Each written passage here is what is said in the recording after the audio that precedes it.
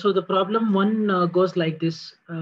Vegas Limited operates a number of divisions located in different regions ಅಂತ ಯಾವುದೋ ಒಂದು company ಒಂದು ಡಿಫ್ರೆಂಟ್ ಡಿವಿಷನ್ಸ್ ಬೇರೆ ಬೇರೆ ಪ್ಲೇಸ್ ಅಲ್ಲಿ ಏನ್ ಮಾಡ್ತಿದಾರಂತೆ ನಡೆಸ್ತಾ ಇದಾರಂತೆ. Division A is incurred losses in the first half of the current year ಅಂತೆ. ಮೊದಲ ಅರ್ಧ ವರ್ಷದಲ್ಲಿ ಏನ್ ಮಾಡಿದೆ ಡಿವಿಷನ್ ಎ ಬಂದು ಲಾಸ್ ಇನ್ಕರ್ ಮಾಡ್ಕೊಂಡಿದೆಯಂತೆ. Relevant revenue and cost data pertaining to this division are as follows. ಈ ಒಂದು ಡಿವಿಷನ್ ಗೆ ಸಂಬಂಧಪಟ್ಟಂಗೆ ಕೆಲವೊಂದು ಇನ್ಫಾರ್ಮೇಶನ್ ಕೊಟ್ಟಿದಾರಂತೆ. ಏನ್ ಇನ್ಫಾರ್ಮೇಶನ್ ಕೊಟ್ಟಿದ್ದಾರೆ ನೋಡೋಣ. ಸೊ ಒಂದು ಸೇಲ್ಸ್ ರೆವಿನ್ಯೂ ಕೊಟ್ಟಿದ್ದಾರೆ 6,50,000. ಅದಾದ್ಮೇಲೆ ಕಂಟ್ರೋಲಬಲ್ ವೇರಿಯಬಲ್ ಕಾಸ್ಟ್ ಅಂತೆ 3,50,000. Controllable fixed cost 2 lakh. Attributable segment cost 50,000. Common cost allocated to division A 60,000. So loss ಬಂದು 10,000 ಲಾಸ್ ಅಂತ ಕೊಟ್ಟಿದ್ದಾರೆ. ನಾವು ಕ್ವಶನ್ ಏನ್ ಕೇಳಿದಾರೆ ನೋಡೋಣ. You are required to prepare a performance evaluation report of the division A. ಅಂದ್ರೆ ಈ ಡಿವಿಷನ್ ಪರ್ಫಾರ್ಮೆನ್ಸ್ ಇವ್ಯಾಲ್ಯೂಯೇಷನ್ ರಿಪೋರ್ಟ್ ನ ರೆಡಿ ಮಾಡಿ. ಪರ್ಫಾರ್ಮೆನ್ಸ್ ಇವ್ಯಾಲ್ಯೂಯೇಷನ್ ರಿಪೋರ್ಟ್ ಅಂದ್ರೆ ಸಿಂಪಲ್, ಆ ಕಂಪನಿ ಅಥವಾ ಡಿವಿಷನ್ ಪ್ರಾಫಿಟ್ ನ ಅರ್ನ್ ಮಾಡ್ತಾ ಇದೆಯಾ ಇಲ್ವಾ ಅದನ್ನ ತೋರಿಸಿ ಅಂತ ಹೇಳ್ತಿದ್ದಾರೆ. ಒಂದು ಕ್ವಶನ್. ಎರಡನೇ ಕ್ವಶನ್ ಬಂದು advise the management whether its operation should be continued or not ಅಂತ. ಅಂದ್ರೆ ಆ ಡಿವಿಷನ್ ಅನ್ನ ಕಂಟಿನ್ಯೂ ಮಾಡ್ಬೇಕಾ ಬೇಡವಾ ಅಂತ ನೀವು ಡಿಸೈಡ್ ಮಾಡಿ ನಿಮ್ದೊಂದು ಅಡ್ವೈಸ್ ನ ಕೊಡಿ ಅಂತ ಕೇಳಿದ್ದಾರೆ.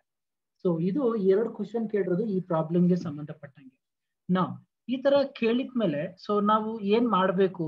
ನಾವು ಪ್ರಾಬ್ಲಮ್ ಅಲ್ಲಿ ನಿಮ್ಗೆ ಎಲ್ಲ ಇನ್ಫಾರ್ಮೇಶನ್ ಕೊಟ್ಬಿಟ್ಟಿದ್ದಾರೆ. ಏನು 6.5 ಲಕ್ಷ ಸೇಲ್ಸ್ ಕೊಟ್ಟಿದ್ದಾರೆ, ಅದಾದ್ಮೇಲೆ ವೇರಿಯಬಲ್ ಕಾಸ್ಟ್ ಕೊಟ್ಟಿದ್ದಾರೆ, ಅದಾದ್ಮೇಲೆ ಫಿಕ್ಸ್ಡ್ ಕಾಸ್ಟ್ ಕೊಟ್ಟಿದ್ದಾರೆ, ಆಮೇಲೆ ಅಟ್ರಿಬ್ಯೂಟಬಲ್ ಸೆಗ್ಮೆಂಟ್ ಕಾಸ್ಟ್ ಅಂತ ಕೊಟ್ಟಿದ್ದಾರೆ, ಆಮೇಲೆ common cost allocated division A ಅಂತ. Common cost allocated to division A ಅಂದ್ರೆ ಏನು ಅಂತ ಅಂದ್ರೆ ಇನಿಷಿಯಲ್ ಟೈಮ್ ಅಲ್ಲಿ ಕೆಲವೊಂದು ಕಂಪನಿ ಫಿಕ್ಸ್ಡ್ ಕಾಸ್ಟ್ ಅಂತ ಇನ್ಕರ್ ಮಾಡ್ಕೊಳ್ತಾರಲ್ಲ, ಈ ಫಿಕ್ಸ್ಡ್ ಕಾಸ್ಟ್ ನ ಇನ್ಕರ್ ಮಾಡ್ಕೊಳ್ಬೇಕಾದ್ರೆ ಆ ಫಿಕ್ಸ್ಡ್ ಕಾಸ್ಟ್ ನ ಏನ್ ಮಾಡ್ಬೇಕು ಅವರು ಅಲೋಕೇಟ್ ಮಾಡಬೇಕು ಬೇರೆ ಬೇರೆ ಎಲ್ಲ ಡಿಪಾರ್ಟ್ಮೆಂಟ್ಸ್ ಗಳಿಗೆ. ಬಿಕಾಸ್ ಇನಿಷಿಯಲ್ ಡೇಸ್ ಅಲ್ಲಿ ರಿಕವರಿ ಆಗ್ಬೇಕಲ್ಲ, ಆ ರಿಕವರಿ ಆಗೋದಕ್ಕೆ ಏನ್ ಮಾಡಿದ್ದಾರೆ 60,000 ರೂಪಾಯಿ ಏನ್ ಮಾಡಿದ್ದಾರೆ common cost allocated to division A which are not permanent in nature. ಅದು ಪರ್ಮನೆಂಟ್ ಇರಲ್ಲ. ಸೊ ಇನಿಷಿಯಲ್ ಡೇಸ್ ಅಲ್ಲಿ ಏನ್ ಮಾಡಿದ್ದಾರೆ ಆ ಕಾಸ್ಟ್ ನ ಇನ್ಕರ್ ಮಾಡ್ಕೊಂಡಿದ್ದಾರೆ ಅಂತ ಹೇಳ್ತಾರೆ. ಫೈನ್. ನಾವು ಈ ಪ್ರಾಬ್ಲಮ್ಗೆ ಸೊಲ್ಯೂಷನ್ ನ ಹೇಗ್ ಮಾಡಬೇಕು. Let us start with this. ನಾವು ಸ್ಕ್ರೀನ್ ಕಾಣಿಸ್ತಾ ಇದೆಯಾ ನಿಮ್ಗೆ? ಏನ್ ಸ್ಕ್ರೀನ್ ಕಾಣಿಸ್ತಾ ಇದೆ ಹೇಳಿ. Performance evaluation report of division A. Okay, ನಿಮ್ಗೆ ಎಕ್ಸೆಲ್ ಶೀಟ್ ಕಾಣಿಸ್ತಾ ಇದೆಯಲ್ವಾ? Yes sir. Okay, now let us start with the first question. First question ಕೇಳಿರೋದು ಏನಪ್ಪ ಅವನು prepare a performance evaluation report of the division A. Now ಏನಿದೆ performance evaluation report? ನಾನು amount ನಾನು already ready ಮಾಡಿ ಇಟ್ಕೊಂಡಿದ್ದೀನಿ. Just amount ಹೇಳ್ತಾ ಹೋಗಿ will add up here. Sales revenue ಎಷ್ಟಪ್ಪ ಕೊಟ್ಟಿದ್ದಾನೆ? 6,50,000. 6,50,000 ಕೊಟ್ಟಿದ್ದಾನೆ. ಫೈನ್. ನಾ ಇದರಲ್ಲಿ ನಾನು ಕಂಟ್ರೋಲಬಲ್ ವೇರಿಯಬಲ್ ಕಾಸ್ಟ್ ನ ಲೆಸ್ ಮಾಡ್ತೀನಿ. ಎಷ್ಟಿದೆ ಕಂಟ್ರೋಲಬಲ್ ವೇರಿಯಬಲ್ ಕಾಸ್ಟ್? 3,50,000. ನಾ ನನಗೆ ಕಾಂಟ್ರಿಬ್ಯೂಷನ್ ಸಿಗುತ್ತೆ. Remember always contribution equal sales minus variable cost. ನಾವು sales minus variable cost. So sales ಬಂದು 6,50,000 ಇದೆ. ನನ್ನ ವೇರಿಯಬಲ್ ಕಾಸ್ಟ್ ಬಂದಿಷ್ಟಿದೆ 3,50,000 ಇದೆ. ಸೊ ನನಗೆ ಕಾಂಟ್ರಿಬ್ಯೂಷನ್ ಬಂದಿದೆ ಎಷ್ಟಪ್ಪ? 3 ಲಕ್ಷ. ಕಂಟ್ರೋಲಬಲ್ ಫಿಕ್ಸ್ಡ್ ಕಾಸ್ಟ್ ಎಷ್ಟು ಕೊಟ್ಟಿದ್ದಾನೆ? 2 lakhs. ಸೊ 2 lakhs ಕೊಟ್ಟಿದ್ದಾನೆ. ನಾವು ಕಾಂಟ್ರಿಬ್ಯೂಷನ್ ಇಂದ ಫಿಕ್ಸ್ಡ್ ಕಾಸ್ಟ್ ಲೆಸ್ ಮಾಡಿದ್ರೆ ಏನ್ ಸಿಗುತ್ತೆ ನಿಮ್ಗೆ?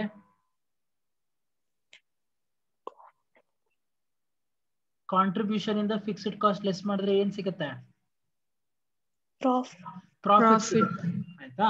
ಬಟ್ ಇಲ್ಲಿ ನಾವೇನ್ ಮಾಡ್ತಿದೀವಿ, ಸೆಗ್ಮೆಂಟ್ ಮಾತ್ರ ನಾವೇನ್ ಮಾಡ್ತಿದೀವಿ ತಗೊಳ್ತಾ ಇದೀವಿ. ಅದಾದ್ಮೇಲೆ ಕಾಮನ್ ಕಾಸ್ಟ್ ನ ನಾವು ಲೆಸ್ ಮಾಡಿದ್ಮೇಲೆ ನಿಮ್ಗೆ ಪ್ರಾಫಿಟ್ ಸಿಗುತ್ತೆ.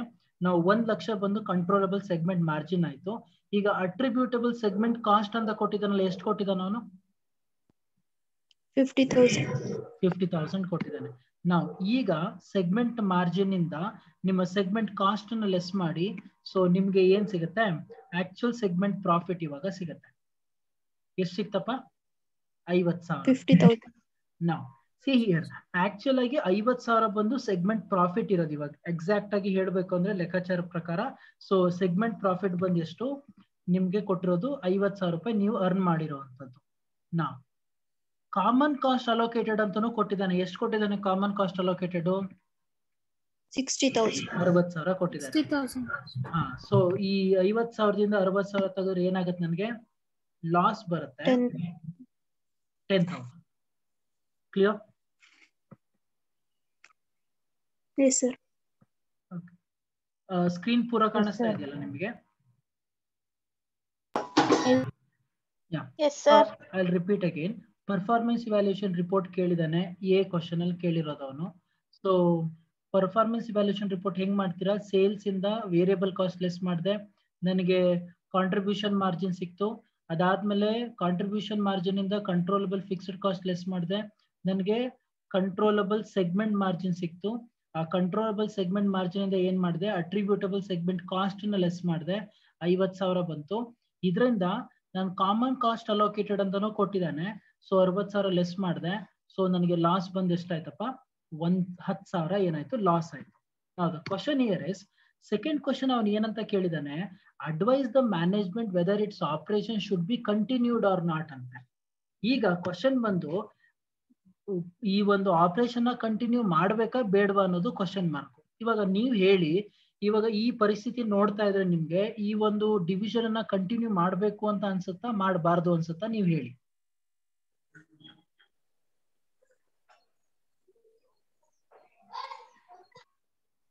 ಮಾಡಬಾರ್ದು ಸರ್. ಯಾಕೆ? ಲಾಸ್ ಜಾಸ್ತಿ. ಯೂಶಲಿ ನಾವೇನ್ ಮಾಡ್ತೀವಿ, ಈ ತರ ಜನರಲ್ ಆಗಿ ನಾವು ನೋಡ್ಬಿಟ್ಟು ಆ ಒಂದು ಪರ್ಟಿಕ್ಯುಲರ್ ಪರಿಸ್ಥಿತಿಗೆ ಲಾಸ್ ಅಂತ ಬರ್ತಾ ಇದೆ, ಸೊ ಅದರಿಂದ ಕ್ಲೋಸ್ ಮಾಡಿ ಅಂತ ಅನ್ಬಿಡ್ತೀವಿ. ಬಟ್ ಆದ್ರೆ ಸ್ವಲ್ಪ long term point of view ಇಂದ ಯೋಚನೆ ಮಾಡಿದ್ರೆ ಏನಾಗುತ್ತೆ, ನಿಮ್ಗೆ ಸ್ವಲ್ಪ ಕ್ಲಾರಿಟಿ ಸಿಗುತ್ತೆ. ಏನ್ ಕ್ಲಾರಿಟಿ ಅದು?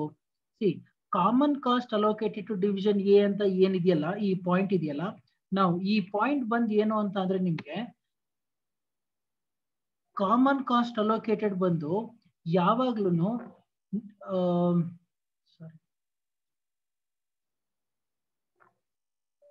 ಕಾಮನ್ ಕಾಸ್ಟ್ ಅಲೋಕೇಟೆಡ್ ಬಂದು ಯಾವಾಗ್ಲೂ ಅಷ್ಟೇ, ಇದು ಲಾಂಗ್ ಟರ್ಮ್ ಅಲ್ಲಿ ಇರುವಂತದ್ದಲ್ಲ. ಇದು ಏನು ಅಂತ ಅಂದ್ರೆ ಅಂಟಿಲ್ ಫಿಕ್ಸ್ಡ್ ಕಾಸ್ಟ್ ನ ಕಂಪನಿ ರಿಕವರಿ ಮಾಡ್ಕೊಳ್ಳೋ ತನಕ, ಅಥವಾ ಕೆಲವೊಂದು ಸರ್ಟನ್ ಎಕ್ಸ್ಪೆನ್ಸಸ್ ನ ರಿಕವರಿ ಮಾಡ್ಕೊಳ್ಳೋ ತನಕ ಮಾತ್ರ ಕಾಮನ್ ಕಾಸ್ಟ್ ಅಲೋಕೇಟೆಡ್ ಅಂತ ಇರುತ್ತೆ. ಈ 60,000 ರೂಪಾಯಿ ಇದು ಹೋಗ್ತಾ ಹೋಗ್ತಾ ರೆಡ್ಯೂಸ್ ಆಗೋದ್ರಿಂದ ನೀವು ಡಿಸಿಷನ್ ನ ತಗೊಳ್ಬೇಕಾದಾಗ ಈ ಒಂದು ಪಾಯಿಂಟ್ ಇಂದ ಇಟ್ಕೊಂಡು ಏನ್ ಮಾಡ್ಬೇಕಾಗತ್ತೆ? ನೀವು ಡಿಸಿಷನ್ ನ ತಗೊಳ್ಬೇಕಾಗತ್ತೆ. ನಾವು ಸೊ ಅಂದ್ರೆ ಅರ್ಥ ಏನು? ನಿಮ್ಮ ಅಡ್ವೈಸ್ ಏನು ಕೊಡ್ತೀರಾ ಮ್ಯಾನೇಜ್ಮೆಂಟ್ಗೆ, that advise should be based on this segment profit contribution, not from the loss of that particular division. Sir ಹಾಗಾದ್ರೆ ನಾನು ಏನು ಡಿಸಿಷನ್ ಹೇಳಬೇಕು? ಒಂದು, in the short run division ಏದು ನಿಮ್ಗೆ contribution profit segment profit contribution 50,000 ತೋರಿಸ್ತಾ ಇದೆ, ಕಾಮನ್ ಕಾಸ್ಟ್ ನ 60,000 ತಗೊಂಡ್ರೆ 10,000 ರೂಪಾಯಿ ಲಾಸ್ ತೋರಿಸ್ತಾ ಇದ್ರೆ fine. But when U C it in the long term, division A generates sufficient total profit contribution to recover that particular allocated cost. So that long-term viewpoint prakara, so the company can earn maximum profit when they cross or when they recover that particular common cost. So the reason is the management, it is advisable to continue the division A, because in the long run the division A collectively generates the sufficient profit contribution and to recover the total allocated cost and to achieve the company goal ಅಂತ ಹೇಳಬೇಕಾಗುತ್ತೆ. So ಅಲ್ಲಿಗೆ answer ಬಂದು ಏನಾಗುತ್ತೆ? Second question ಗೆ it is advisable to continue the division A ಅಂತ ಬರುತ್ತೆ. Have you understood this point now? ಅರ್ಥ ಆಯ್ತಾ ಇಷ್ಟೊತ್ತಂಗ ಮಾತಾಡಿದ್ದು?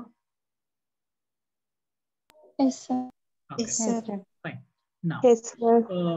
I think ನಿಮ್ಗೆ ಇದು ಅರ್ಥ ಆಗಿದೆ ಅಂತ ಅಂದ್ರೆ I'll move on to the next what is that problem, that is the second problem which talks about Recamp Limited. Now, Recamp Limited ಏನ್ ಹೇಳ್ತಾರೆ ನೋಡೋಣ. ಸ್ವಲ್ಪ ಕೇರ್ಫುಲ್ ಆಗಿ ಅರ್ಥ ಮಾಡ್ಕೊಳ್ತಾ ಹೋಗಿ. ಐ ಥಿಂಕ್ ನೀವು ಆಲ್ರೆಡಿ ಓದಿರೋದ್ರಿಂದ I think it will be easy for you to understand that. The second problems goes like this. Recamp Limited has the following total operating result for the current year. ಕಂಪನಿದು ಒಂದು current ಇಯರ್ದು result ನ ಕೊಟ್ಟಿದಾರಂತೆ. ಏನ್ ಕೊಟ್ಟಿದ್ದಾರೆ? Sales revenue 56 lakh ಕೊಟ್ಟಿದ್ದಾರೆ. Variable cost 37,20,000 ಕೊಟ್ಟಿದ್ದಾರೆ. Contribution ಬಂದು 18,80,000 ಕೊಟ್ಟಿದ್ದಾರೆ. Fixed cost ಬಂದು 10 ಲಕ್ಷ ಕೊಟ್ಟಿದ್ದಾರೆ. ನೆಟ್ ಇನ್ಕಮ್ ಬಂದು ಏನಾಗಿದೆ 8,80,000. ಇದು ಓವರ್ ಆಲ್ ಆಗಿ ಆ ರೀಕ್ಯಾಂಪ್ ಲಿಮಿಟೆಡ್ ಓವರ್ ಆಲ್ ಆಗಿ ಕೊಟ್ಟಿರೋದು. That's fine. ನೆಕ್ಸ್ಟ್ ಏನಂತ ಹೇಳಿದ್ದಾರೆ, the following additional information concerning the performance of each firm's 3 operating departments has been provided ಅಂತ. ಇಲ್ಲಿ ಮೇಲ್ಗಡೆ ನಿಮ್ಗೆ ಓವರ್ ಆಲ್ ಆಗಿ ಕೊಟ್ಟರು, ಬಟ್ ನಿಮ್ಗೆ ಕೆಳಗಡೆ ಏನ್ ಕೊಟ್ಟಿದ್ದಾನೆ ಅಂತ ಅಂದ್ರೆ ಡಿಪಾರ್ಟ್ಮೆಂಟ್ ವೈಸ್ ಇನ್ ಡೀಟೇಲ್ಡ್ ಆಗಿ ಕೊಟ್ಟಿದ್ದಾನೆ. ಏನು? Sales revenue 24 lakh, 20 lakh, 12 lakh division department A, department B and department C. Then variable cost 16,80,000, 12 lakh, 8,40,000. Then direct fixed cost 3,20,000, 2,80,000, 2 lakh. I think ಇದು ನೀವು ಕಂಪೇರ್ ಮಾಡ್ಕೊಂಡ್ಬಿಡಿ. ಸೊ ಕರೆಕ್ಟ್ ಆಗಿದೆಯಾ ಇಲ್ವಾ ಅಂತ. ನಾವು 24, 20, 44 ಪ್ಲಸ್ 12 56 ಸರಿಯಾಗಿದೆ. 16, 80, 8, 40. ಸೊ 24, 25, 25, 20 ಪ್ಲಸ್ 12, 37, 20 ಕರೆಕ್ಟ್ ಆಗಿದೆ. Then 3, 20 plus 2, 80 ಅಂದ್ರೆ ಎಷ್ಟಾಗುತ್ತೆ? 3, 3, 6 ಲಕ್ಷ ಪ್ಲಸ್ 2 ಲಕ್ಷ 8 ಲಕ್ಷ ಆಗುತ್ತೆ. ಇಲ್ಲಿ ಕೊಟ್ಟಿರೋದು ಎಷ್ಟಪ್ಪ ಅವನು? 18. ಅಲ್ಲ, 18 lakh 80. ಅಲ್ಲಮ್ಮ, ಫಿಕ್ಸ್ಡ್ ಕಾಸ್ಟ್ 10 lakh. ಇಲ್ಲಿ ಫಿಕ್ಸ್ಡ್ ಕಾಸ್ಟ್ ಇಲ್ಲಿ ಫಿಕ್ಸ್ಡ್ ಕಾಸ್ಟ್ ಎಷ್ಟು ಕೊಟ್ಟಿದ್ದಾನೆ? 3,20,000, 2,80,000 ಮತ್ತೆ 2 ಲಕ್ಷ. ಟೋಟಲಿ ಮಾಡಿದ್ರೆ 6 ಲಕ್ಷ ಸಿಗುತ್ತೆ ಸರ್. ಹಾಗಾದ್ರೆ ಇನ್ನ 2 ಲಕ್ಷ ಏನು? ಇನ್ನ 2 ಲಕ್ಷ ಬಂದು ಕಾಮನ್ ಕಾಸ್ಟ್ ಅಂತ ಕರಿತೀವಿ.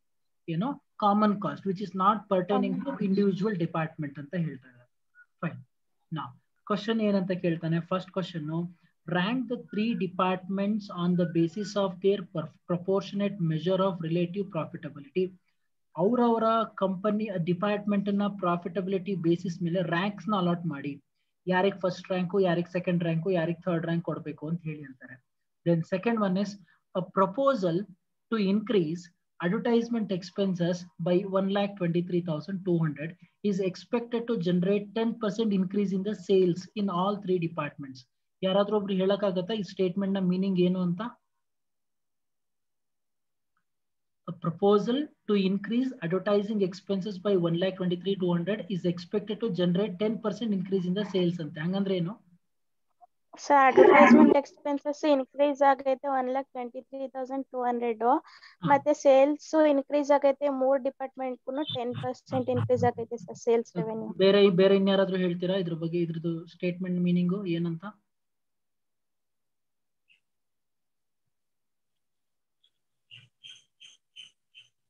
A proposal to increase advertising expenses.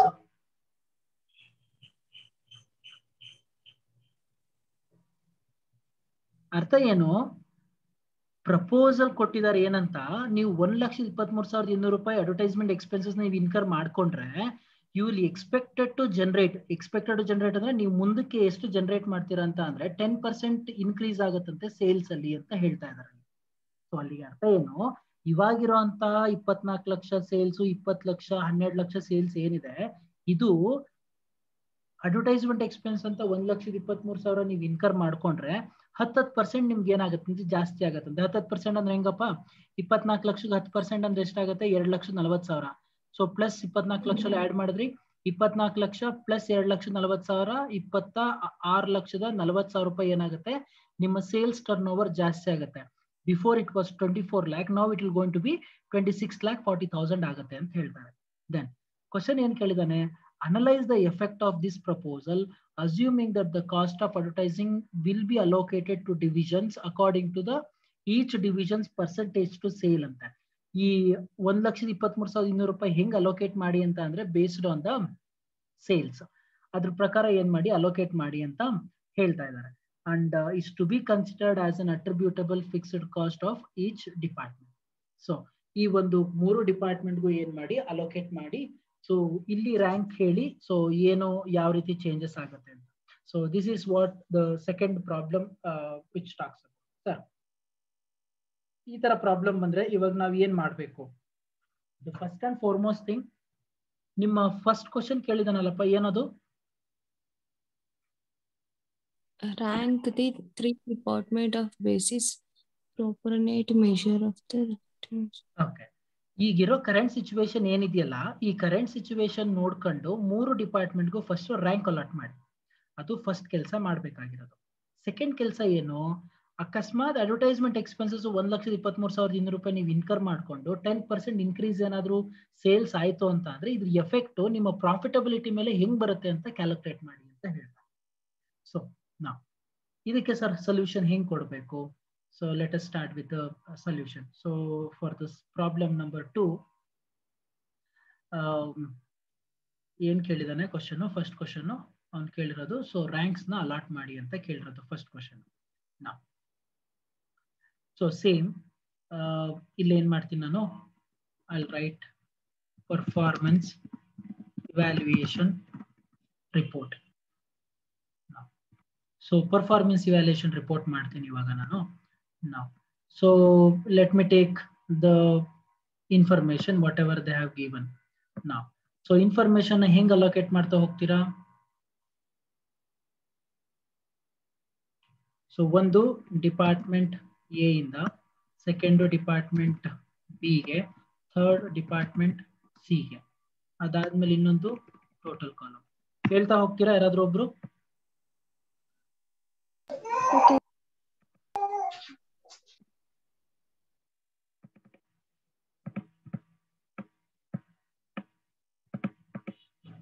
So department A sales ಎಷ್ಟಿದೆ ನೋಡಿ? 24 lakh. Okay, so 24 lakh. Department B ದು 20 lakh. Okay, next 12 lakh. Okay, ಒಂದ್ ಕೆಲಸ ಮಾಡಿ, ಯಾರಾದ್ರೂ ಒಬ್ರು ನೀಟಾಗಿ, ಐ ಥಿಂಕ್ ನಿಖಿತಾ ನೀವು ಮಾತಾಡ್ಬೋದು ಅನ್ಸುತ್ತೆ, ನಿಮ್ಗೆ ಅಷ್ಟೊಂದು ಡಿಸ್ಟರ್ಬೆನ್ಸ್ ಅನ್ಸ್ತಾ ಇಲ್ಲ. Okay, so 24 lakh, 20 lakh, 1,20,000. So ಈ ಮೂರನ್ನು ಸೊ ನಾನು ಏನ್ ಮಾಡ್ತೀನಿ, ಟೋಟಲ್ ಮಾಡ್ಕೊಳ್ತೀನಿ. ಸೊ ನನಗೆ ಟೋಟಲ್ ವ್ಯಾಲ್ಯೂ ಎಷ್ಟು ಸಿಕ್ತು? ಸಾರಿ, 38 ಲಕ್ಷ ಸಿಕ್ಕಿದೆ.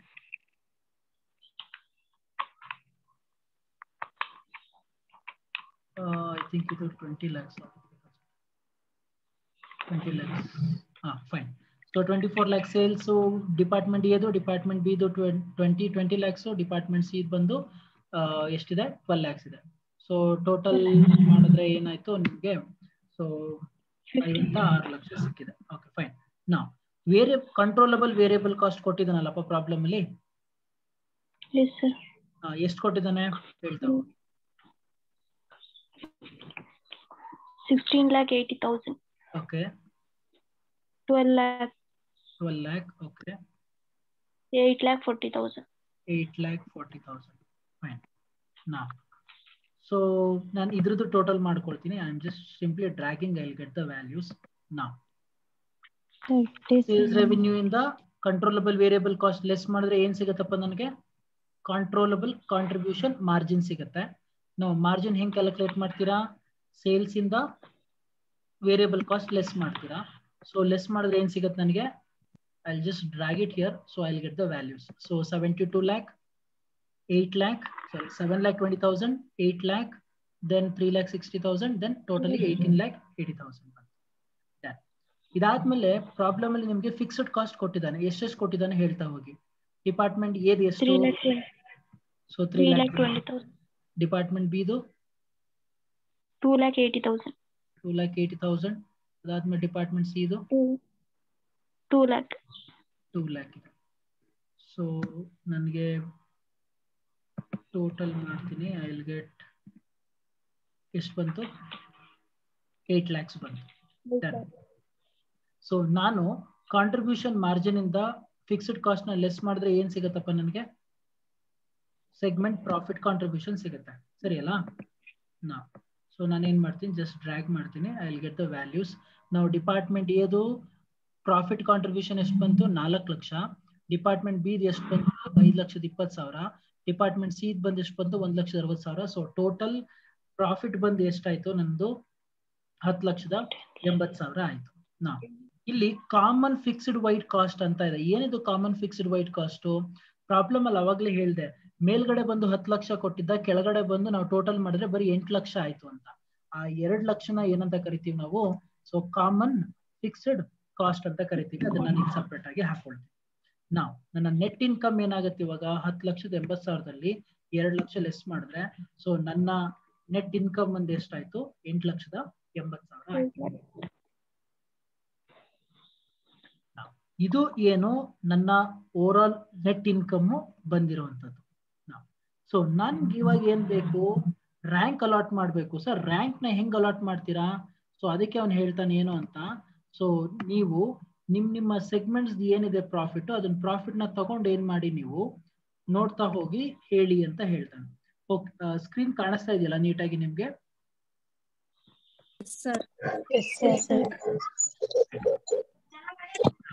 So segment profit as percentage of sales volume ಅಂತ ಹೆಂಗ್ ಮಾಡ್ಬೇಕು ಇದನ್ನ, ಈಕ್ವಲ್ಸ್ ಸೆಗ್ಮೆಂಟ್ ಪ್ರಾಫಿಟ್ ಎಷ್ಟಿದೆಯಪ್ಪ ಡಿಪಾರ್ಟ್ಮೆಂಟ್ ಅದು 4 ಲಕ್ಷ ಡಿವೈಡೆಡ್ ಬೈ ಆ ಡಿಪಾರ್ಟ್ಮೆಂಟ್ ಅದು ಸೇಲ್ಸ್ ಎಷ್ಟಿದೆಯಪ್ಪ 24 lakh 100 ಮಾಡ್ತೀನಿ. ಸೊ ಎಂಟರ್ ಕೊಟ್ರೆ ಎಷ್ಟು ಬಂತು 16.667. ನಾನು ಹಾಗೆ 3ಕ್ಕೂ ಡ್ರ್ಯಾಗ್ ಮಾಡ್ತೀನಿ. ಸೊ ನನ್ಗೆ ಎಷ್ಟು ಸಿಕ್ತು ಆನ್ಸರು, ಒಂದು 16.67 ಸಿಕ್ತು, ಎರಡನೇದು ಬಂದು 26% ಸಿಕ್ತು, ಮೂರನೇದು ಬಂದು 13.33% ಸಿಕ್ತು. ಸರಿನಾ? ಈಗ ರ್ಯಾಂಕ್ ಅನ್ನು ಅಲಾಟ್ ಮಾಡ್ಬೇಕು. ಈಗ ಯಾರಿಗಪ್ಪ ಫಸ್ಟ್ ರ್ಯಾಂಕ್ ಕೊಡ್ತೀರಾ ಹೇಳಿ ನೋಡೋಣ. ಈಗ 3 ಜನದಲ್ಲಿ ಯಾರಿಗೆ ಕೊಡ್ತೀರಾ ಫಸ್ಟ್ ರ್ಯಾಂಕು?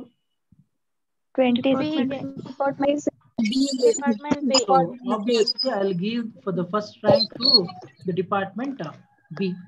Second rank ಯಾರಿಗೆ ಕೊಡ್ತೀನಿ? Department A. So third rank ಬಂದು ಯಾರಿಗೆ ಕೊಡ್ತೀನಿ? Department A. ಸೊ ನಾನೇನ್ ಮಾಡಿದೆ ಈಗ, ಸೊ ರ್ಯಾಂಕ್ ನ ಅಲಾಟ್ ಮಾಡಿ ಆಯ್ತು. ಸೊ ಇದು ನಿಮ್ಮ ಫಸ್ಟ್ ಕ್ವಶನ್ಗೆ ನೀವು ಕೊಡ್ಬೇಕಾಗಿರುವ ಆನ್ಸರ್ ಏನು, the performance evaluation report for the current activity. First ಕ್ವಶನ್ಗೆ ನಾವು ಫಸ್ಟ್ ಕ್ವಶನ್ಗೆ ಆಯ್ತು. ಸೊ ಅದ್ರ ಪ್ರಕಾರ ನನಗೆ ಗೊತ್ತಾಗಿದ್ದೇನು, ಡಿಪಾರ್ಟ್ಮೆಂಟ್ ಬಿ ಬಂದು ಹೈಯೆಸ್ಟ್ ಪ್ರಾಫಿಟ್ ಬರ್ತಾ ಇದೆ, ಆಮೇಲೆ ಡಿಪಾರ್ಟ್ಮೆಂಟ್ ಸಾರಿ ಎ ಬಂದು ಸೆಕೆಂಡ್ ರ್ಯಾಂಕು, ಸೆಕೆಂಡ್ ಟೈಮ್ ಅಂದ್ರೆ like second highest, department C ಬಂದು ಥರ್ಡ್ ಹೈಯೆಸ್ಟ್ ಕೊಡ್ತಾ ಇದೆ. ಇದು ನಿಮ್ಗೆ ಯಾವುದೇ ರೀತಿ ಏನೋ ಬದಲಾವಣೆ ಇಲ್ಲದೆ ಇರುವಂತ ಎಕ್ಸಿಸ್ಟಿಂಗ್ ಕಂಡೀಷನ್ ಅಲ್ಲಿ ಈ ತರ ಬಂದಿದೆ. ನಾವು the same situation what happens if I change this values based on the additional advertisement expenses which you have incurred. Now sir ಮತ್ತೆ ಯಾಕೆ ಈ ಸ್ಟೇಟ್ಮೆಂಟ್ ತಗೊಂಡ್ರಿ? ನಾವು ಈ ಸ್ಟೇಟ್ಮೆಂಟ್ ತಗೊಂಡಿದಂತ ಉದ್ದೇಶ ಏನಕ್ಕೆ, ಬಿಕಾಸ್ ನಿಮ್ಗೆ ಪ್ರಾಬ್ಲಮ್ ಅಲ್ಲಿ ಸೆಕೆಂಡ್ ಕ್ವಶನ್ ಏನಂತ ಕೇಳಿದಾನಪ್ಪ, ನೀವು 1,23,200 ರೂಪಾಯಿ ನೀವೇನಾದ್ರೂ ಇನ್ಕರ್ ಮಾಡ್ಕೊಂಡ್ರೆ ಸೊ 10% ಏನಾಗತ್ತಂತೆ ನಿಮ್ಮ ಸೇಲ್ಸ್ ಇನ್ಕ್ರೀಸ್ ಆಗುತ್ತೆ. ಸರಿನಾ? ಸೊ ಅಡ್ವರ್ಟೈಸ್ಮೆಂಟ್ ಕಾಸ್ಟ್ 1,23,200, ಸೇಲ್ಸ್ ಬಂದು 10%. 1,23,200 ರೂಪಾಯಿ ನೀವು ಏನಾದ್ರು ಇನ್ಕರ್ ಮಾಡ್ಕೊಂಡ್ರೆ ನಿನ್ನ ಸೇಲ್ಸ್ ಅಲ್ಲಿ ಏನಾಗುತ್ತಂತೆ, ಸೇಲ್ಸ್ ಅಲ್ಲಿ ಏನಾಗುತ್ತೆ ನಿಮ್ಮ 10% ಇನ್ಕ್ರೀಸ್ ಏನಾಗುತ್ತೆ, ಜಾಸ್ತಿ ಆಗುತ್ತೆ. ನಾವು ನನ್ನ ಪರ್ಫಾರ್ಮೆನ್ಸ್ ಇವ್ಯಾಲ್ಯೂಯೇಷನ್ ರಿಪೋರ್ಟ್ ಏನ್ ಮಾಡ್ತೀನಿ ನಾನು ಇವಾಗ, so impact if the advertisement expenses incurred. Now additional advertisement expense incur ಮಾಡ್ಕೊಂಡ್ರೆ ನನ್ನ ಸೇಲ್ಸ್ ಅಥವಾ ನನ್ನ ಓವರ್ ಆಲ್ ಪ್ರಾಫಿಟಬಿಲಿಟಿ ಹೆಂಗ್ ಬರುತ್ತೆ ಅಂತ ಚೆಕ್ ಮಾಡ್ಬೇಕು. ಈಗ ನಾವು ಹಳೆಯದು ಎಷ್ಟಪ್ಪ ಡಿಪಾರ್ಟ್ಮೆಂಟ್ ಇದು ಸೇಲ್ಸ್ ಇದ್ದಿದ್ದು 24 ಲಕ್ಷ. ಸರಿನಾ? ನಾವು 24 ಲಕ್ಷಕ್ಕೆ ಸೊ ನಾನೇನ್ ಮಾಡ್ತೀನಿ ಇಂಟು 110% ಕೊಡ್ತೀನಿ. ಕೊಟ್ರೆ ಏನಾಗುತ್ತೆ, ಸೊ ನನ್ನ ಪ್ರಾಫಿಟ್ ಸೇಲ್ಸ್ ಎಷ್ಟಾಗುತ್ತಪ್ಪ 26,40,000 ಇರುತ್ತೆ. ಐ ಥಿಂಕ್ ನಾನು ಎಕ್ಸೆಲ್ ಅಲ್ಲಿ ಮಾಡ್ತಾ ಇದ್ದೀನಿ ಬಿಕಾಸ್ ನನ್ಗೆ ಇಲ್ಲಿ ಕ್ಯಾಲ್ಕುಲೇಷನ್ಸ್ ಈಸಿ ಆಗುತ್ತೆ. ನೀವು ಮನೇಲಿ ಕೂತ್ಕೊಂಡು ಮಾಡ್ಬೇಕಾದ್ರೆ ಕ್ಯಾಲ್ಕುಲೇಟರ್ ಇಟ್ಕೊಂಡು ಕ್ಯಾಲ್ಕುಲೇಷನ್ ಮಾಡಿ ಈಸಿಯಾಗಿ ಅರ್ಥ ಆಗುತ್ತೆ. ನಾವು 26,40,000 ರೂಪಾಯಿ ಆಯ್ತು. ನಾವು ಡಿಪಾರ್ಟ್ಮೆಂಟ್ ಬಿದು ಸೇಲ್ಸ್ ಎಕ್ಸಿಸ್ಟಿಂಗು 20 ಲಕ್ಷ ಇತ್ತು. ಇದಕ್ಕೆ ನಾನು ಏನ್ ಮಾಡ್ತೀನಿ 10% ಕೊಡ್ತೀನಿ. ಸರ್ 10% ಏನ್ ಕೊಡ್ತಾ ಇದ್ದೀರಾ, ಬಿಕಾಸ್ ಅಡ್ವರ್ಟೈಸ್ಮೆಂಟ್ ಎಕ್ಸ್ಪೆನ್ಸಸ್ ಜಾಸ್ತಿ ಇನ್ಕರ್ ಮಾಡ್ಕೊಂಡಿರೋದ್ರಿಂದ ಸೊ ನಾನು ಏನ್ ಮಾಡ್ತಾ ಇದ್ದೀನಿ 10%. 110 ಯಾಕೆ ಕೊಡ್ತಾ ಇದ್ದೀರಾ, ಬಿಕಾಸ್ ಆಲ್ರೆಡಿ 100% 10% ಆಡ್ ಮಾಡ್ಕೊಳ್ತಾ ಇದ್ದೀನಿ ಅಷ್ಟೇ, ಇನ್ನೇನಿಲ್ಲ. ಸೊ ನನಗೆ ಎಷ್ಟಾಯ್ತು 22 ಲಕ್ಷ ಆಯ್ತು. ನಾವು ಅದೇ ರೀತಿ ನಾನು ಏನ್ ಮಾಡ್ತೀನಿ ಇವಾಗ ಡಿಪಾರ್ಟ್ಮೆಂಟ್ ಸಿಗೂ ಮಾಡ್ತೀನಿ. ಸೊ ಇರೋದು ಬಂದು 12 ಲಕ್ಷ. ನಾವು 12 ಲಕ್ಷಕ್ಕೆ ನಾನು ಏನ್ ಮಾಡ್ತಿದ್ದೀನಿ ಇಂಟು 110%. ಎಲ್ಲಾದ್ರಲ್ಲೂ 110% ಕೊಡೋ ಉದ್ದೇಶ ಏನಕ್ಕೆ? ಬಿಕಾಸ್ ನನ್ನ ಡಿಪಾರ್ಟ್ಮೆಂಟ್ ಸಿದು ಅಡ್ವರ್ಟೈಸ್ಮೆಂಟ್ ಎಕ್ಸ್ಪೆನ್ಸ್ ಇನ್ಕರ್ ಆಗಿದ್ರಿಂದ 12 ಲಕ್ಷ ಇದ್ದಿದ್ದು ಏನಾಯ್ತು 13,20,000 ಆಯ್ತು ಅಂತ. ಸೊ ಅಲ್ಲಿಗೆ ಟೋಟಲ್ ಬಂದು ಎಷ್ಟಾಯ್ತು ನನಗೆ 61,60,000 ರೂಪಾಯಿ ಆಯ್ತು. ನಾವು ರಿಮೆಂಬರ್ ಆಲ್ವೇಸ್ ವೇರಿಯಬಲ್ ಕಾಸ್ಟ್ ಏನಾಗುತ್ತೆ, ನಿಮ್ಮ ಸೇಲ್ಸ್ ಯಾವ ರೀತಿ ಇನ್ಕ್ರೀಸ್ ಆಗುತ್ತೋ ಅದೇ ಪ್ರಪೋರ್ಷನೇಟ್ ಅಲ್ಲಿ ನಿಮ್ಮ ವೇರಿಯಬಲ್ ಕಾಸ್ಟ್ ಇನ್ಕ್ರೀಸ್ ಆಗುತ್ತೆ. ಯಾಕೆ? ಬಿಕಾಸ್ ವೇರಿಯಬಲ್ ಕಾಸ್ಟ್ ಅಂದ್ರೆ ಹಾಗೆ ಒಂದು ಯೂನಿಟ್ ನ ಎಕ್ಸ್ಟ್ರಾ ಪ್ರೊಡ್ಯೂಸ್ ಮಾಡ್ತೀನಿ ಅಂತಂದ್ರೆ ಎಕ್ಸ್ಟ್ರಾ ಕಾಸ್ಟ್ ಇನ್ಕರ್ ಆಗುತ್ತೆ ಅಂತ. ಅಂದ್ರೆ ಅರ್ಥ ಸೇಲ್ಸ್ ಯಾವ ರೀತಿ ಇನ್ಕ್ರೀಸ್ ಆಯ್ತು ಅದೇ ರೀತಿನೂ ಏನಾಗುತ್ತೆ ಇವಾಗ ನಿಮ್ಮ ವೇರಿಯಬಲ್ ಕಾಸ್ಟ್ ಇನ್ಕ್ರೀಸ್ ಆಗುತ್ತೆ. ಎಕ್ಸಿಸ್ಟಿಂಗ್ ಎಷ್ಟಪ್ಪ ಇದ್ದಿದ್ದು 16,80,000 ಇತ್ತು. ನಾವು 16,80,000 ಇಂಟು 110% ಮಾಡ್ತೀನಿ. ಸೊ ಅಲ್ಲಿಗೆ ನನ್ನ ಡಿಪಾರ್ಟ್ಮೆಂಟ್ ಕಾಲ್ಡ್ ಏದು ವೇರಿಯಬಲ್ ಕಾಸ್ಟ್ ಎಷ್ಟಾಯ್ತು 18,48,000 ಆಯ್ತು. ಡಿಪಾರ್ಟ್ಮೆಂಟ್ ಬಿಗ್ ಬರ್ತೀನಿ. 12 ಲಕ್ಷ ಇತ್ತು ನನ್ನ ವೇರಿಯಬಲ್ ಕಾಸ್ಟ್, ಈಗ 10% ಇನ್ಕ್ರೀಸ್ ಆಗಿದೆ ಸೇಲ್ಸ್. ಸೊ ಅಲ್ಲಿಗೆ ನನ್ನ ವೇರಿಯಬಲ್ ಕಾಸ್ಟ್ ಏನಾಗುತ್ತೆ 13,20,000 ಆಗುತ್ತೆ. ಫೈನ್. ನಾವು ಹಾಗೆ 8 ಲಕ್ಷ ನನ್ನ ವೇರಿಯಬಲ್ ಕಾಸ್ಟ್ ಇತ್ತು ಡಿಪಾರ್ಟ್ಮೆಂಟ್ ಸಿ ಇದು. ನಾವು 8 ಲಕ್ಷಕ್ಕೆ ನಾನು ಏನ್ ಮಾಡ್ತಾ ಇದ್ದೀನಿ 110% ಆಡ್ ಅಪ್ ಮಾಡ್ತೀನಿ. ನಾವು ನನ್ನ ವೇರಿಯಬಲ್ ಕಾಸ್ಟ್ ಏನಾಯ್ತು 8,80,000 ಆಯ್ತು. ಸೊ ಟೋಟಲ್ ಬಂದು 40 ಇದೇನೋ ಮಿಸ್ ಆಯ್ತು. 8 lakhs ಇಂಟು 110% ಅಲ್ವಾ?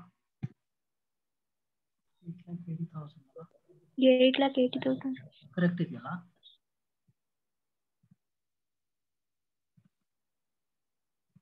Okay fine. ಸೊ 8,80,000 ಕರೆಕ್ಟ್ ಇದೆ.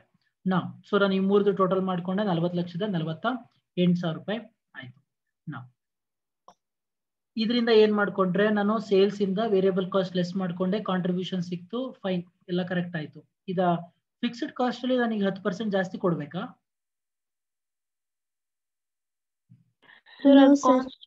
ಯಾಕೆ?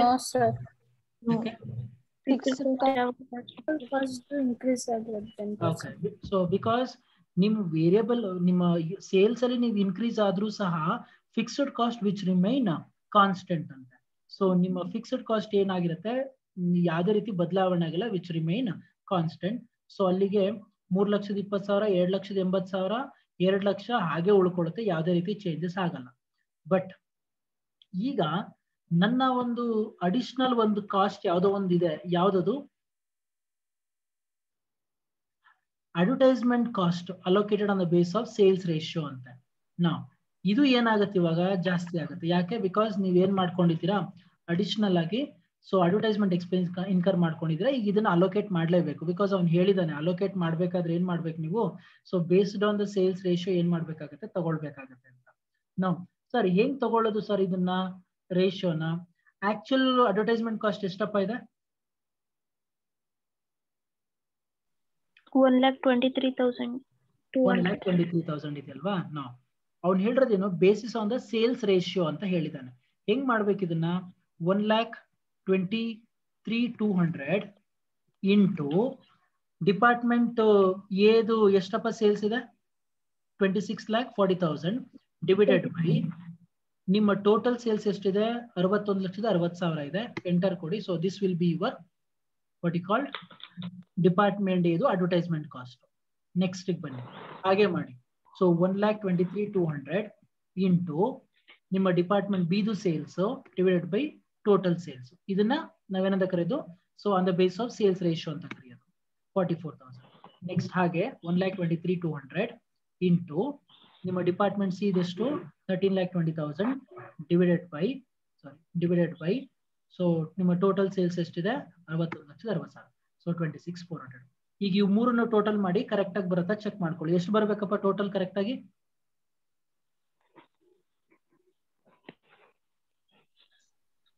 1,23,000. ಸೊ ಬಂತು, ಕರೆಕ್ಟ್ ಆಗಿದೆ, ಏನ್ ತೊಂದರೆ ಇಲ್ಲ. ನಾವು ಸೊ ಇವಾಗ ಏನ್ ಮಾಡಿದೆ, ನಾನು ಫಿಕ್ಸ್ಡ್ ಕಾಸ್ಟ್ ನ ಅಲಾಟ್ ಮಾಡಿದ್ದೆ, ಅಡಿಷನಲ್ ಅಡ್ವರ್ಟೈಸ್ಮೆಂಟ್ ಕಾಸ್ಟ್ ಇನ್ಕರ್ ಮಾಡ್ಕೊಂಡಿರೋದನ್ನ ಏನ್ ಮಾಡಿದೆ ಇವಾಗ, ಸೊ ಅಲೋಕೇಟ್ ಮಾಡ್ಕೊಂಡೆ ನಾನು. ನಾವು ಇವಾಗ ಏನ್ ಮಾಡ್ಬೇಕು, ನಾನು ಪ್ರಾಫಿಟ್ ಕಾಂಟ್ರಿಬ್ಯೂಷನ್ ಕ್ಯಾಲ್ಕುಲೇಟ್ ಮಾಡ್ಬೇಕು. ಹೆಂಗೆ? ಕಂಟ್ರೋಲಬಲ್ ಕಾಂಟ್ರಿಬ್ಯೂಷನ್ ಮಾರ್ಜಿನ್ ಇಂದ ಮೈನಸ್ ಮಾಡ್ತೀನಿ ಯಾವುದೇ ಅದನ್ನ 3,20,000 ಮತ್ತೆ 52,800 ರೂಪಾಯಿನ ಲೆಸ್ ಮಾಡ್ತೀನಿ. ಸೊ ನನಗೆ ಸಿಕ್ತು ಆನ್ಸರು ಎಷ್ಟು ಅಂತ ಅಂದ್ರೆ 4,19,200 ರೂಪಾಯಿ ಯಾರ್ದು ಡಿಪಾರ್ಟ್ಮೆಂಟ್ ಎದು, 5,56,000 ಡಿಪಾರ್ಟ್ಮೆಂಟ್ ಬಿದು, 2,13,600 ಡಿಪಾರ್ಟ್ಮೆಂಟ್ ಸಿದು. ನಾವು ಸೊ ಟೋಟಲ್ ಮಾಡ್ತೀನಿ. ಸೊ ಟೋಟಲ್ ಬಂದು ಅಥವಾ ಇಲ್ಲಾದ್ರೂ ಟೋಟಲ್ ಮಾಡಿ ಅಥವಾ ಮೇಲಿಂದ ಲೆಸ್ ಆದ್ರೂ ಮಾಡ್ಕೊಳ್ಳಿ. So this one minus this minus, so correct ಆಗಿ ಬಂದಿದೆ. So 11,88,800 rupees. ಇದ್ರ ಜೊತೆಗೆ ಕಾಮನ್ ಫಿಕ್ಸ್ಡ್ ಕಾಸ್ಟ್ ಅದು ಹಾಗೆ ರಿಟೈನ್ ಆಗಿರುತ್ತೆ, ಅದನ್ನು ನೀವು ಲೆಸ್ ಮಾಡಲೇಬೇಕು, ಏನು ಚೇಂಜಸ್ ಮಾಡೋ ಹಾಗೆ ಇಲ್ಲ. ಆ 2 ಲಕ್ಷನೂ ಲೆಸ್ ಮಾಡ್ಕೊಳ್ತೀನಿ. 9,88,800 ಬಂದು ಆಕ್ಚುಲಿ ನಿಮ್ಮ ನೆಟ್ ಇನ್ಕಮ್ ಆಯ್ತು. ನಾವು ಇದು ಆಲ್ರೆಡಿ ಅದೇ ಆಟೋಮೆಟಿಕ್ ಆಗಿ ಕ್ಯಾಲ್ಕುಲೇಟ್ ಮಾಡ್ಕೊಂಡ್ ಬಿಟ್ಟಿದೆ ಅನ್ಸುತ್ತೆ. ಇನ್ನೊಂದ್ಸಲಿ ಬೇಕಾದ್ರೆ ಚೆಕ್ ಮಾಡ್ಕೊಳ್ಳೋಣ ಇಲ್ಲಿ ಒಂದ್ಸಲಿ. ನಾವು ಪ್ರಾಫಿಟ್ ಕಾಂಟ್ರಿಬ್ಯೂಷನ್ ಹೆಂಗಪ್ಪ ಮಾಡೋದು? ಈಕ್ವಲ್ಸ್ ನಿಮ್ಮ ಸೆಗ್ಮೆಂಟ್ ಪ್ರಾಫಿಟ್ ಎಷ್ಟಿದೆ ಅದನ್ನ ತಗೊಳ್ತೀನಿ, ಡಿವೈಡೆಡ್ ಬೈ ನಿಮ್ಮ sales. Next is equal to ನಿಮ್ಮ ಪ್ರಾಫಿಟ್ ಡಿವೈಡೆಡ್ ಬೈ ನಿಮ್ಮ ಸೇಲ್ಸ್. ನೆಕ್ಸ್ಟ್ ನಿಮ್ಮ ಸೆಗ್ಮೆಂಟ್ ಪ್ರಾಫಿಟ್ ಡಿವೈಡೆಡ್ ಬೈ ನಿಮ್ಮ ಸೇಲ್ಸ್. ನಾವು ಸೊ ಈ ಮೂರನ್ನು ಏನ್ ಮಾಡ್ತೀನಿ, ಪರ್ಸೆಂಟೇಜ್ ಅಲ್ಲಿ ಇಡ್ತೀನಿ. ಸೊ ಅಲ್ಲಿಗೆ ಗೊತ್ತಾಗಿದ್ದೇನು, 25% ಡಿಪಾರ್ಟ್ಮೆಂಟ್ ಬಿದು, ಡಿಪಾರ್ಟ್ಮೆಂಟ್ ಎ ಬಂದು 16%, ಡಿಪಾರ್ಟ್ಮೆಂಟ್ ಸಿ ಬಂದು 16% ಅಂತ ಇದೆ. ಸರ್ ನನಗೆ ಈಗ ಫಸ್ಟ್ ರ್ಯಾಂಕ್ ಏನೋ ಡಿಪಾರ್ಟ್ಮೆಂಟ್ ಬಿ ಕೊಟ್ಬಿಡ್ತೀರಾ, ಡಿಪಾರ್ಟ್ಮೆಂಟ್ ಎ ಮತ್ತೆ ಡಿಪಾರ್ಟ್ಮೆಂಟ್ ಸಿ ಎರಡು 16 ಇದೆಯಲ್ಲ ಸರ್. ಸೊ ಏನಿಲ್ಲ, ಒಂದ್ 2 ಡೆಸಿಮಲ್ ನ ಜಾಸ್ತಿ ಮಾಡ್ಕೊಳ್ಳಿ. I think you will get a clarity. See here. ಈಗ ಯಾರಿಗೆ ಕೊಡ್ತೀರಾ second rank? Department C. Department ಸಿಗೆ ಸೆಕೆಂಡ್ ರ್ಯಾಂಕ್ ಕೊಡ್ತೀನಿ. ಈಗ ಡಿಪಾರ್ಟ್ಮೆಂಟ್ ಎಗೆ ಬಂದು ಹೋಗ್ತೀನಿ. ಅಬ್ಸರ್ವ್ ಮಾಡಿ ಏನ್ ಚೇಂಜಸ್ ಆಗಿದೆ ಅಂತ. ನನ್ನ 10% ಸೇಲ್ಸ್ ಇನ್ಕ್ರೀಸ್ ಆಗಿರೋದಕ್ಕೆ ಸೊ ನಿಮ್ಮ ಪರ್ಫಾರ್ಮೆನ್ಸ್ ಏನಾಯ್ತು, ಡಿಪಾರ್ಟ್ಮೆಂಟ್ ಬಿ ಫಸ್ಟ್ ಇತ್ತು ಎಲ್ಲಿ ನಿಮ್ಮ ಪ್ರೀವಿಯಸ್ ಆಪ್ಷನ್ ಅಲ್ಲಿ, ಡಿಪಾರ್ಟ್ಮೆಂಟ್ ಎ ಸೆಕೆಂಡ್ ರ್ಯಾಂಕ್ ಇತ್ತು, ಡಿಪಾರ್ಟ್ಮೆಂಟ್ 3 ಬಂದು ಥರ್ಡ್ ರ್ಯಾಂಕ್ ಇತ್ತು, ಸಿ ಬಂದು ಥರ್ಡ್ ರ್ಯಾಂಕ್ ಇತ್ತು. ಅದೇನಾಗಿದೆ ಇವಾಗ, ಸೊ ಚೇಂಜಸ್ ಆಗಿದೆ. ಡಿಪಾರ್ಟ್ಮೆಂಟ್ ಎ ಬಂದು ಫಸ್ಟ್ ಪ್ಲೇಸ್ ಹಾಗೆ ರಿಟೈನ್ ಮಾಡ್ಕೊಂಡಿದೆ, ಡಿಪಾರ್ಟ್ಮೆಂಟ್ ಸಿ ಗೆ ಸೆಕೆಂಡ್ ರ್ಯಾಂಕ್ ಹೋಯ್ತು, ಡಿಪಾರ್ಟ್ಮೆಂಟ್ ಎ ಗೆ ಬಂದು ಥರ್ಡ್ ರ್ಯಾಂಕ್ ಹೋಯ್ತು. ಸೊ ಅಲ್ಲಿಗೆ ಅರ್ಥ ಏನಾಯ್ತು, so even though there is a decline in the segment profit, so the percentage of all the departments which more or less similar ಹಾಗೆ ಇದೆ.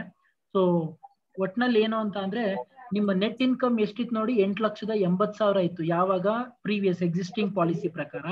ನಿಮ್ಮ ಅಡ್ವರ್ಟೈಸ್ಮೆಂಟ್ ಎಕ್ಸ್ಪೆನ್ಸ್ 1,23,000 ಅಡಿಷನಲ್ ಇನ್ಕಮ್ ಮಾಡ್ಕೊಂಡಿದ್ಕೆ ನಿಮ್ಮ ನೆಟ್ ಇನ್ಕಮ್ ಏನಾಯ್ತು, 9,88,200 ರೂಪಾಯಿ ಆಯ್ತು. ಸೊ ಅಂದ್ರೆ ಅರ್ಥ ಏನು, so there is a increase in the ಏನಂತ ಬರೀತೀರಾ, so there is a increase in the net income. Bhoomika mute ಮಾಡಿ. there is a increase in the net income amounting to rupees 9,88,000 ಇಂದ 8 lakh ಲೆಸ್ ಮಾಡಿ ಎಷ್ಟು ಬರುತ್ತೆ ನೋಡಿ.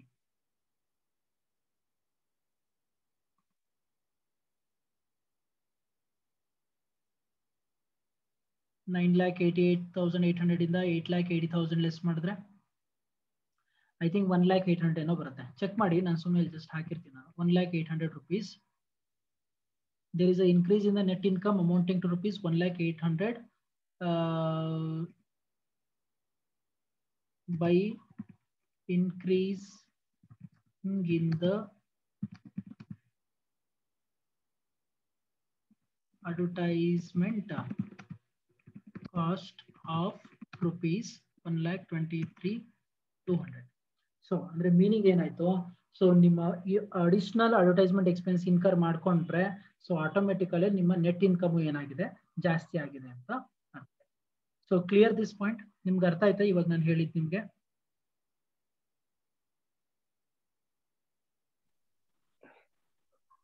ಸೊ ನಾನು ಮಾಡಿದ್ದೇನಿಲ್ಲಿ, ಒಂದು ಎಕ್ಸಿಸ್ಟಿಂಗ್ ಪಾಲಿಸಿ ಪ್ರಕಾರ ಕ್ಯಾಲ್ಕುಲೇಟ್ ಮಾಡಿದೆ, ಅದ್ರ ಪ್ರಕಾರ ನನ್ಗೆ ರ್ಯಾಂಕ್ ಅಲಾಟ್ ಮಾಡಿದ್ಕೆ department A second rank, department B first rank, department C third rank ಬಂತು. ಸೊ ನನ್ನ ಅಡ್ವರ್ಟೈಸ್ಮೆಂಟ್ ಎಕ್ಸ್ಪೆನ್ಸಸ್ ಇನ್ಕರ್ ಮಾಡ್ಕೊಂಡ್ರಿಂದ ಆಗಿರೋ ಇಂಪ್ಯಾಕ್ಟ್ ಏನಾಯ್ತು, so department B first rank, department C second rank, department A ಬಂದು ಥರ್ಡ್ ರ್ಯಾಂಕಿಗೆ ಬಂತು. ಒಟ್ನಲ್ಲಿ ಸೊ ನನ್ನ ಒಂದು ನೆಟ್ ಇನ್ಕಮ್ ಏನಾಯ್ತು, ಈ ಅಡ್ವರ್ಟೈಸ್ಮೆಂಟ್ ಎಕ್ಸ್ಪೆಂಡಿಚರ್ ಇನ್ಕರ್ ಮಾಡ್ಕೊಂಡಿದ್ರಿಂದ 1,08,000 ರೂಪಾಯಿ ನನ್ನ ಪ್ರಾಫಿಟ್ ಏನಾಯ್ತು ಜಾಸ್ತಿ ಆಯ್ತು ಅಂತ ಇಲ್ಲಿ ಕನ್ಕ್ಲೂಡಿಂಗ್ ರಿಮಾರ್ಕ್ಸ್ ನ ಹೇಳ್ತೀರಾ ಅಷ್ಟೇ. ಕ್ಲಿಯರ್? ಸರ್ ಅದು 1,08,000. ಓಕೆ, 1,08,800 ಹೆಂಗ್ ಬಂತು ಅಂದ್ರೆ, ಸೊ ನೆಟ್ ಇನ್ಕಮ್ 9,88,800 ಇದ್ರದ್ದು ಯಾವುದು ಅಡ್ವರ್ಟೈಸ್ಮೆಂಟ್ ಎಕ್ಸ್ಪೆನ್ಸ್ ಇನ್ಕರ್ ಮಾಡ್ಕೊಂಡಿತ್ತು. ಆಲ್ರೆಡಿ ಎಕ್ಸಿಸ್ಟಿಂಗ್ ಅಲ್ಲಿ ಎಷ್ಟಿತ್ತು, 8,80,000. ಸೊ 9,88,800 ರೂಪಾಯಿ ನೀವು ಇದಿನ್ಕರ್ ಮಾಡ್ಕೊಂಡ್ರೆ ಏನೋ ಅಡಿಷನಲ್ ಎಕ್ಸ್ಪೆಂಡಿಚರ್ ನ ಇನ್ಕರ್ ಮಾಡ್ಕೊಂಡ್ರೆ. ಸೊ ನೀವ್ ಏನೋ ಇನ್ಕರ್ ಮಾಡ್ಕೊಳ್ಳೋದನ್ನ ಹಾಗೆ ಮಾಡಿದ್ರೆ 8,80,000 ರೂಪಾಯಿ. ಸೊ 1,08,800 ರೂಪಾಯಿ ಅಲ್ವಾ? ಚೇಂಜ್ ಮಾಡ್ತೀನಿ. ಸೊ 1,08,800 ರೂಪಾಯಿ ಬಂದು ಏನಾಗಿದೆ, ಸೊ ಜಾಸ್ತಿ ಆಗಿದೆ. ಏನಕ್ಕೆ? Because of the advertisement expenses that you have incurred. Clear? Sir thank you.